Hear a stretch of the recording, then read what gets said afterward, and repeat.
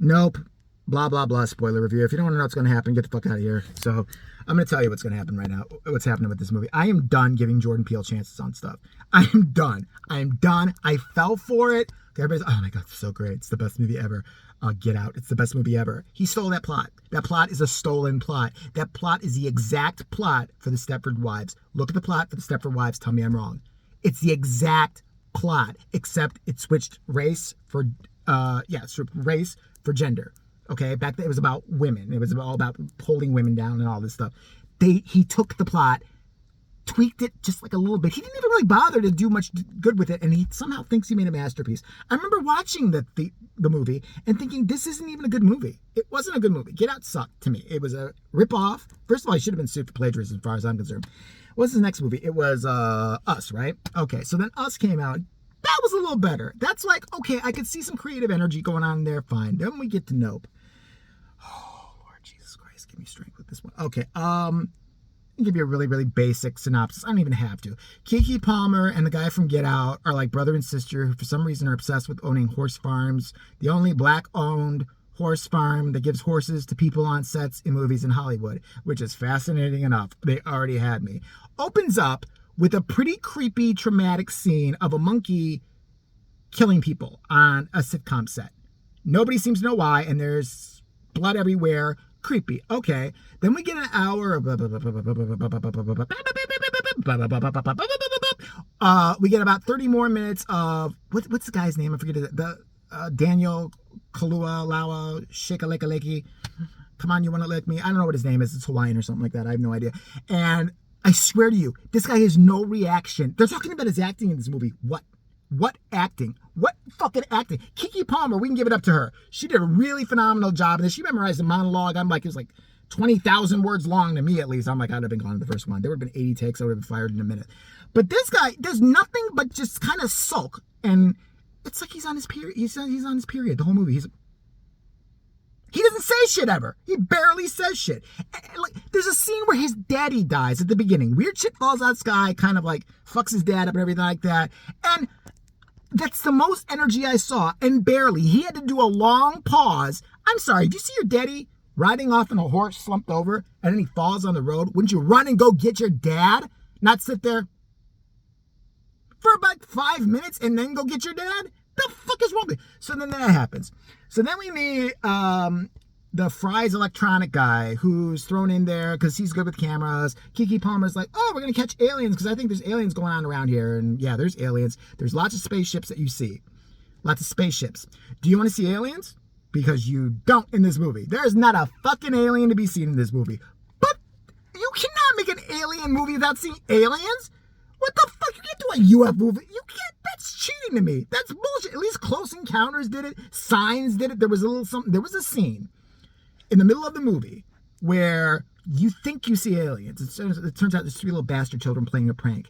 That scene, if they had kept it as a real scene and made it a little more believable with the costumes, could have been really creepy, really good. No, it's a prank. It's a joke. Then we flash forward to there's a guy an Asian guy who was on the sitcom. Turns out it was a sitcom where the crazy monkey killed everybody and like bashed their faces in for no apparent reason that we understand. Has something to do with aliens because one of the girl's shoes is standing straight up. Does it have something to do with aliens? Did it make the crazy monkey kill people? What does it have to do with the rest of the plot? I don't think Jordan Peele knows. I don't. So I'm guessing it had something to do with, media is crazy and makes people nuts because there was a lot of, it's like, they talk about the subtle messages in the movie. There's nothing subtle about a Jordan Peele movie. I'm sorry, they beat you over the head with it. This is anti-media! This movie! Get Out. Race! It's about race! Hey, do you know it's about race? We're going to tell you one more time. Race! It's about race! Fucking, we know it is. So, Keke Palmer gets the idea to capture what she keeps calling the Oprah moment. First of all, Oprah's not relevant anymore. Let's just admit it. She's not in the zeitgeist like that anymore. She's got her little cable channel nobody watches, so fine. Wendy Williams, I would have said, but she had the breakdown. God rest her soul. So yeah, come up with a better talk show host. But the idea, realistic to me, because I'd be that motherfucker, try to get a real, since they know UFOs are really around their motherfucking ass, they're going to try to get a picture of it, sell it, make a lot of money, live off it forever because the horse farm is going dead. We get it. All right, then we go back to the Asian guy who is a cowboy that was on a sitcom that owns this dilapidated attraction that people still somehow show up to. It's not even like it's Universal Studios. Why would anybody drive to the middle of this fucking barren desert to go see like this cardboard cutout show that this Asian guy puts on when he's wearing a cowboy hat? I don't get it. But then you find out the Asian guy knows that there's fucking aliens all over the place, and he's been giving horses to them. Because one of the horses towards the beginning gets like sucked up in the sky. So he starts asking horses for his ranch, but he really has a bunch of people come in, has a show experience, and I guess what's supposed to happen is a UFO is supposed to come at a certain time, so he's timed it, gets everybody out of their money then, that's all good. The horse goes up in the air. Things go horribly wrong, and they are sucked up into what could have been another interesting scene. Into the whole audience is sucked up into the UFO thing. It's basically they got sucked into the UFO's asshole. Like it's a gaping asshole. It's like it's literally up their asshole tract. You see them slithering through the UFO's asshole. That's basically what it is. They're in the asshole. They haven't made it to the stomach yet. They're sliding through alien shit and asshole juice. That's what's going on. All right, so we get that. Then there's a really cool scene where I started to have a little bit of hope for this fucking movie, where they're in the house, shit's going crazy. They're trying to get all the tapes of like the UFOs and everything. The UFO basically shits blood body parts because it didn't like some of the people or something like that all over the house. It could have been an excellent scene if they had really made it more intense. No, they don't do anything. Instead, we get treated to people running around making nonsensical decisions at the end. A fucking film director who is really good at getting stuff on like an old-timey cam that doesn't have any energy in it decides to go basically get that footage, then run up to the fucking UFO with a different camera. What footage do you think you're gonna get? You know it's gonna suck you up in the fucking air. You're not gonna live. Then we get Keke Palmer riding around on a horse. We get Daniel Lickament, or whatever his name is, riding around on a horse like he's some hero. And then the Spanish guy is like knocked out. And they had the balls to end this movie with pounding you over the head about people wanting to really get closer to something like the aliens and all that shit, because all of a sudden somebody from TMZ literally shows up because they're aware that, you know, this thing happened where 40 people went missing at this ranch like 2 days before. And the guy, it's so ridiculously done. The guy he blows past Keke Palmer, trespasses and all that shit because he wants to find a UFO. He wants to find it. Daniel Kaluuya or Hallahan or whatever his name is goes to rescue this dumb motherfucker after he hits a force field, because whenever the aliens are around, all electricity goes out. Hits a force field, flies off his bike, cripples himself. The bastard is actually going the whole time, and it's so corny. He's sitting there, what about my camera? No, don't save me, save my camera. Why aren't you recording this? Where's your cell phone? Why aren't you I'm like, they better not fucking end it like this. Keke Palmer is taking pictures with a well. Don't ask. It's a long fucking bizarre story. She's taking pictures with a well. She finally gets the good picture of a UFO. They're kind of looking at it like, I don't know if I wanted all that after I like basically inadvertently kind of helped kill some people.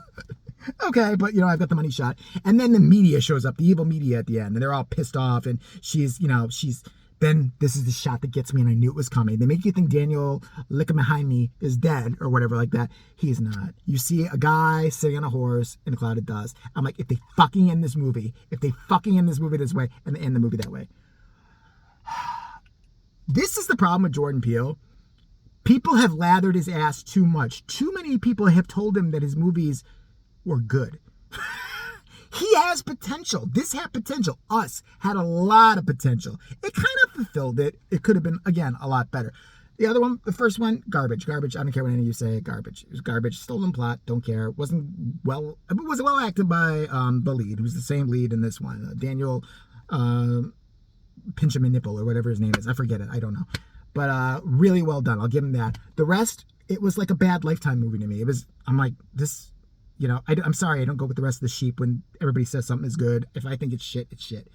So that happens, and you have a movie like this where they keep giving him more and more money, and his movies continue to be hits. I hope this is a flop. Why I hope it's a flop is I think it'll make him more creative. I think you'll have to be like, okay, why... Because you just keep stroking this guy's nutsack. Do you see him now? He used to be on Key and Peele, for fuck's sake, like a rip-off of the Chappelle Show. And now he's sitting there like he's somebody has told him he's a director, so he has to grow a gray beard, look dead serious, and not be funny at all in any interviews. Like, I was going for a lot of things here. I was going for Jaws in the Sky. I was going for fucking Daniel Peele. Knock the fucking shit off. Stop it. Make a good movie already. So, bottom line, nope. Don't waste your money. Don't waste your money. This is trash. I mean, it's boring. Another thing, I might have had a better response to this. This movie was at least, and I'm not shitting you, an hour way too long with exposition that didn't need to be there. I was bored to tears. It's like beginning, good set piece. Middle, boring, boring, boring. Good set piece, middle. Towards the end, I mean. Then boring, boring, boring. 20 minutes of, okay. That's what you get. So take it for what it's worth. And yeah, that's it. And again, much like Rob Zombie, don't direct another movie. No, I'm kidding. He actually looks like he's got talent, but this is just not it. So, nope.